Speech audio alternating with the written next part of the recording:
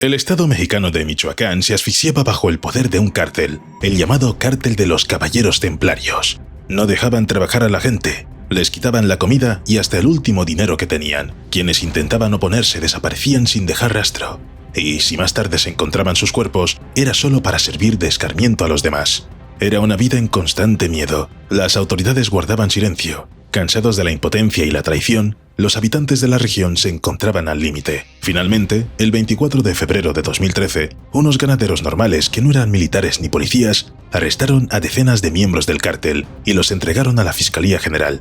Pero al poco tiempo, todos los delincuentes fueron simplemente liberados. Y entonces, la vida de la gente cambió para siempre. Se dieron cuenta de que tendrían que luchar por sí mismos. Así nacieron los primeros grupos de autodefensa. Los rumores sobre ellos se extendieron rápidamente. Se encontró armamento, que se repartió libremente entre todos los que querían luchar contra los bandidos. No era un delito, era una respuesta desesperada a la injusticia. Hoy hablaremos de cómo los habitantes, cansados de la delincuencia, decidieron tomarse la justicia por su mano. Liderados por granjeros, comerciantes, médicos y taxistas, hicieron lo imposible. Se enfrentaron a uno de los cárteles más despiadados de México. Pero vayamos por partes. Y primero, por supuesto, un cafecito.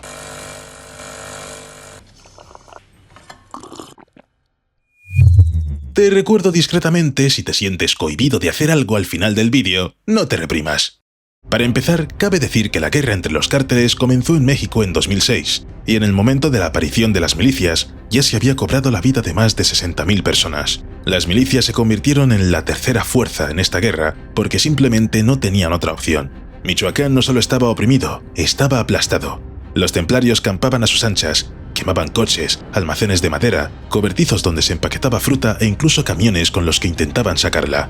Mataban a los trabajadores, también a la gente corriente. En un país sumido en la violencia, Michoacán fue una de las regiones más afectadas. La policía encontraba constantemente fosas comunes. Una de ellas fue descubierta en Tinguindín, donde había unos 20 cadáveres. Y horas antes se encontraron otros 4 asesinados en la aldea de Zacán. Sus cuerpos yacían en bolsas de plástico junto a la puerta de una iglesia. Junto a ellos había una nota con amenazas. Todo esto formaba parte de un sistema de miedo y extorsión cuidadosamente elaborado. Los agricultores que cultivaban aguacates y limas tenían que pagar un impuesto por cada kilo de producto. A los productores de maíz se les obligaba a vender la cosecha a un precio inferior al real, y luego el cártel la revendía al doble. Si alguien se quedaba en deuda con los delincuentes, perdía todos sus bienes. Les quitaban sus casas de manera oficial. Los notarios acudían en persona para formalizar la transferencia de derechos. Por supuesto, también había quienes se oponían, pero el castigo era rápido y a veces público. Nadie se sentía seguro. La gente vivía bajo vigilancia constante, y todos sabían que, si decían o hacían algo incorrecto, los golpearían o matarían. Y no solo los ciudadanos de a pie, incluso los políticos temían por sus vidas. Así, uno de los legisladores del estado fue asesinado a machetazos por los presuntos templarios, y quedaron impunes. A principios de 2014, el cártel de los templarios ya no era solo un grupo criminal, representaba la amenaza más grave para el poder. Y gracias a su alianza con el aún más poderoso cártel de Sinaloa, los templarios controlaban las rutas costeras clave por las que se transportaban las sustancias prohibidas. Es interesante que, a pesar de toda su crueldad, el cártel se posicionaba realmente como los caballeros templarios. Y no porque alguien se hubiera aficionado a la serie Assassin's Creed. Se crearon una imagen especial con una ideología pseudo-religiosa. Los templarios se autodenominaban herederos de los cruzados medievales, creando códigos, realizaban rituales con armaduras y consideraban santo a su líder, Nazario Moreno, apodado el más loco. Toda la economía de Michoacán quedó bajo su control. Los templarios no se limitaban al tráfico de drogas, extorsionaban a las empresas, secuestraban personas, se dedicaban a la extracción ilegal de minerales y a la tala de bosques. Su influencia era omnipresente, desde los mercados rurales hasta los negocios turbios a nivel estatal. En estas condiciones era inútil esperar ayuda, por lo que la gente tomó las armas. En la ladera de una colina polvorienta, en el pueblo de Tierra Colorada, aparecen hombres armados. Visten ropa normal, llevan sombreros y gorras, pero en sus manos tienen rifles, escopetas y machetes. Los hombres reúnen a la gente en las casas y les recuerdan que los habitantes del pueblo han soportado durante demasiado tiempo secuestros, extorsiones y amenazas. Ha llegado el momento de plantar cara. Todo el mundo puede unirse. Al principio, la multitud permanece en silencio. La gente mira a los hombres armados sin moverse. De repente, una persona sale de entre la multitud. Le sigue otra, luego 9 más, y la multitud ya está aplaudiendo. Así nace un escuadrón, uno de muchos similares. Y no es una exageración, todo sucedió así. Conocidos como autodefensas o grupos de autodefensa, los justicieros aparecieron por primera vez en las aldeas indígenas del estado de Michoacán en 2011. Con el tiempo, su número aumentó, el movimiento se extendió por todo Michoacán y el vecino estado de Guerrero, y luego a otros 7 estados, abarcando ciudades, pueblos y ranchos. Según estimaciones de los propios grupos de autodefensa, su número ascendía a al menos 20.000 hombres armados, y todos ellos estaban listos para actuar. Los antiguos granjeros instalaron fortificaciones con sacos de arena en las entradas de la ciudad para defenderse. En cada uno de estos puestos de fuego se situaba un vengador, cuyo objetivo era localizar a los francotiradores del cártel en los campos de piedras y cactus, localizar y disparar. Pero la gente no solo se defendía. Avanzando hacia las ciudades, pueblos y ranchos, atacaban a los operativos del cártel, destruían sus símbolos y declaraban liberadas las comunidades. Al mismo tiempo, tomaban el control de las casas de los líderes de los templarios, aunque quizás sería más adecuado llamarlos palacios. Lujosas piscinas, bares, muebles caros, todo ello contrastaba enormemente con las condiciones a las que estaban acostumbrados los habitantes locales. En algunas unidades de autodefensa había hasta 200 o más civiles armados. Patrullaban las carreteras y caminos de las zonas rurales, donde la policía rara vez se aventuraba, y supuestamente no mataban a los bandidos, sino que solo los ahuyentaban, o bien llevaban a los presuntos delincuentes a prisiones provisionales.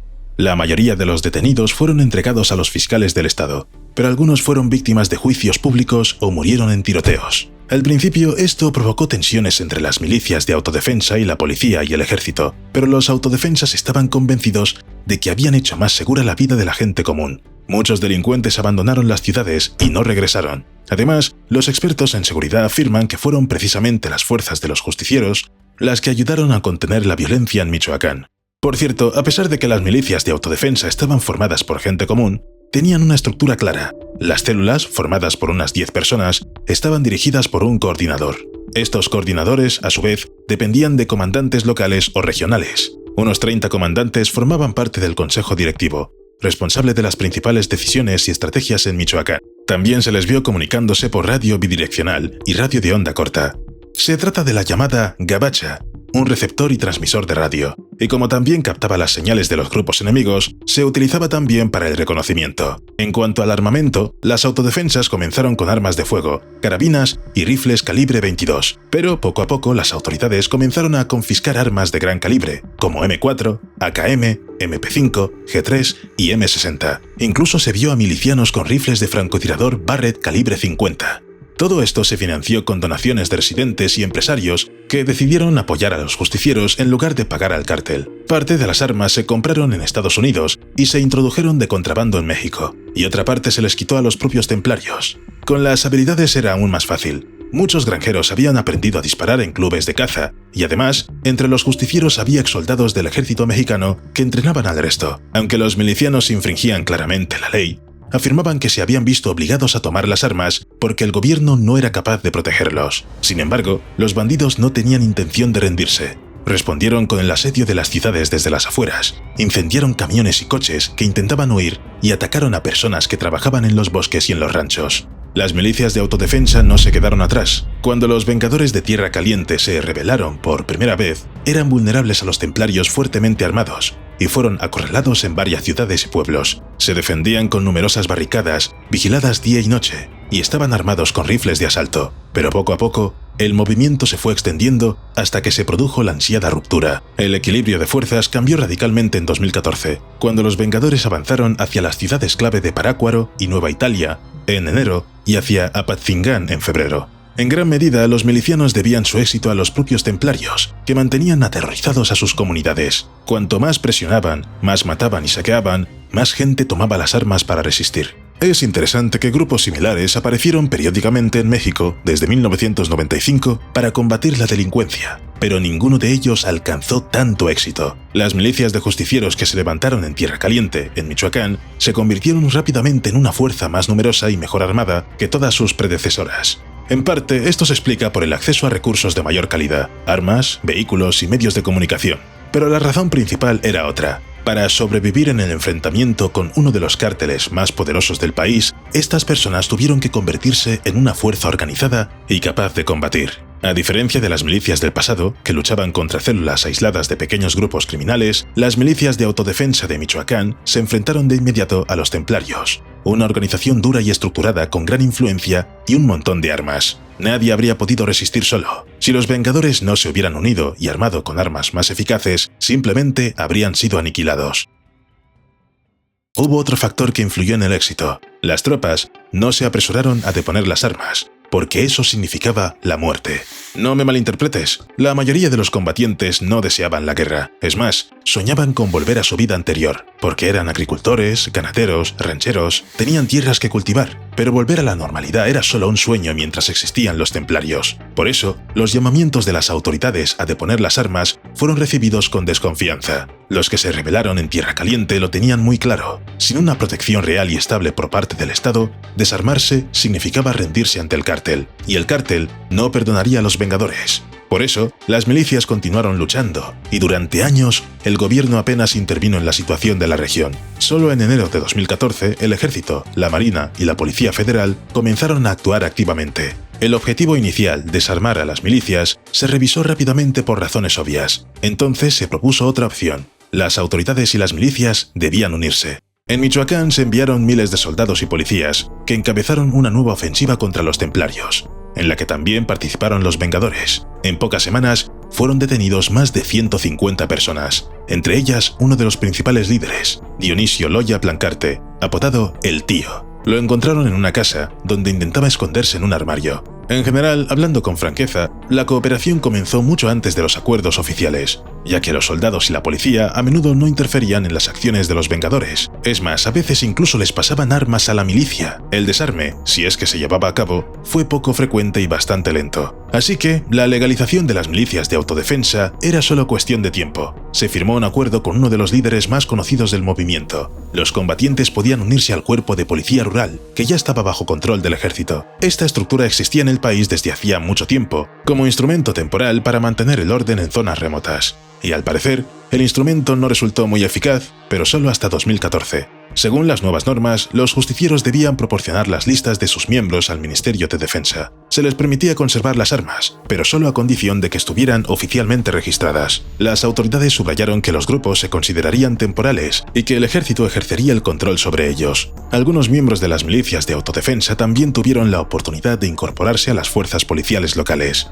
Para muchos, esto fue una sorpresa. Personas que ayer pastoreaban ganado o cultivaban limas, ahora vestían uniforme, pero no por motivos profesionales, sino porque la situación lo exigía. Esta decisión ayudó a restablecer al menos un mínimo de orden en la región. Los propios Vengadores continuaron actuando, proporcionaron al ejército información sobre la estructura del cártel, nombres, direcciones, rutas. Por desgracia, no faltaron los traidores. Algunos combatientes se desviaron del camino inicial. Parte de los Vengadores formaron alianzas secretas con otros cárteles, esperando obtener a cambio armas, protección e influencia. Esto causó alarma incluso ante aquellos que se mantuvieron fieles a la idea de la resistencia. Cada vez era más frecuente la información de que entre los Vengadores había personas con antecedentes penales, y algunos incluso habían sido detenidos por la policía por asesinatos, secuestros y otros delitos. Esto planteaba preguntas lógicas. ¿Hasta qué punto el movimiento mantiene el control sobre sus miembros y puede seguir siendo una fuente de orden? ¿O se convertirán los milicianos en una nueva amenaza? Los temores se vieron reforzados por las declaraciones de las autoridades. El fiscal general de México, Jesús Murillo Caram, informó de que una nueva parte importante de las armas de los justicieros procedía del cártel de Jalisco Nueva Generación, uno de los rivales de los templarios. Esto confirmaba los rumores sobre los vínculos entre parte de las milicias y el crimen organizado. Y aunque todo el movimiento miliciano no estaba claramente controlado por el cártel, algunos justicieros podían estar trabajando para él. Sea como fuere, cuando el ejército, la policía y los justicieros se enfrentaron a los gángsters, los templarios, que controlaban Michoacán desde aproximadamente 2006, sufrieron graves pérdidas. Territorio, recursos, influencia, fue algo palpable. Pero los caballeros aún podían recuperarse mientras su líder estuviera vivo. Ya he mencionado su nombre, Nazario Moreno, conocido como el Más Loco. En general fue cofundador del cártel La Familia, pero luego se convirtió en el líder espiritual de su rama, los Templarios. Era uno de los criminales más buscados de México, y como corresponde a un gángster de ese nivel, una vez murió. Su falsa muerte en un tiroteo con la policía ocurrió en 2010. Por cierto, fue precisamente después de esto que Moreno comenzó a ser venerado como un santo. Estaban pintando imágenes de él con ropa medieval y una cruz roja en el pecho. En realidad, el gángster estaba vivo y se escondía dirigiendo a sus caballeros desde las sombras. Pero el 9 de marzo de 2014, su paradero fue localizado en Tumbiscatío, en el estado de Michoacán. Se desconoce si en la captura participaron milicianos o si se trató de una operación del ejército y la marina, pero Moreno opuso una feroz resistencia al ser detenido. Murió en un tiroteo, esta vez de verdad y definitivamente. El derrocamiento de los caballeros templarios conmocionó al mundo criminal mexicano y sus gángsters se refugiaron en los estados vecinos. Para entonces, el cártel ya había sido expulsado de muchas ciudades de Michoacán por grupos de autodefensa con el apoyo de las tropas gubernamentales. Algunos templarios, al igual que su líder, murieron en tiroteos, otros fueron encarcelados. Sin embargo, se cree que un número significativo de miembros de los caballeros se unieron a otros grupos criminales o incluso a grupos de autodefensa, pero de eso hablaremos más adelante. El cártel de los templarios dejó de existir oficialmente en septiembre de 2017. Otros cárteles contribuyeron a su fin definitivo, pero difícilmente lo habrían logrado sin la ayuda de las milicias. Todo lo que sucedió debió infundir optimismo y dar a la gente la esperanza de que los cárteles que gobiernan mediante el terror pueden ser derrotados. El pueblo solo tiene que dejar de tener miedo y luchar con las armas en la mano. Pero, por desgracia, siempre hay un pero.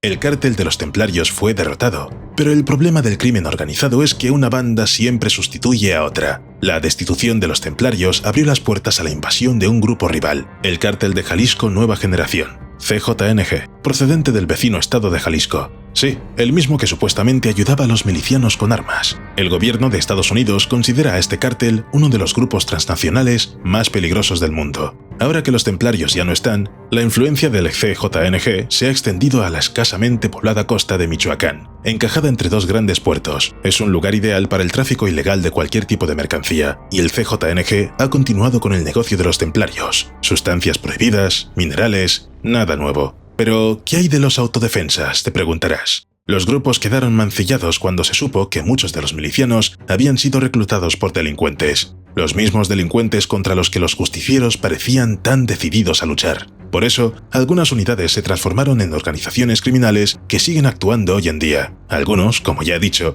se unieron a antiguos templarios. Todo nuestro movimiento de autodefensa fue inútil. De hecho, ahora estamos en peor situación que antes, reconoce Guadalupe Mora, hermano de Hipólito Mora. Hipólito fue el fundador y líder de las fuerzas de autodefensa en La Aruana, la primera ciudad que levantó las armas contra el cártel de los templarios en 2013. Sin embargo, las milicias de resistencia siguen activas, en algunos casos con éxito, en otros no. Algunos líderes, entre ellos Hipólito, han sido asesinados, pero ¿han logrado su objetivo de proteger a los ciudadanos de la delincuencia organizada? Según el Dr. Jesús Pérez Caballero, investigador del Departamento de Estudios Culturales de El Colegio de la Frontera Norte, el resultado es ambiguo. En algunas comunidades, la situación ha empeorado, especialmente en los últimos años, y allí se libra una verdadera guerra contra los gángsters. Pero en otras, todo está bastante tranquilo, y el nivel de delincuencia ha disminuido. En cuanto a la opinión de las autoridades, parece que no ha cambiado. Siguen tolerando a las milicias de autodefensa siempre y cuando respeten unas normas mínimas de orden.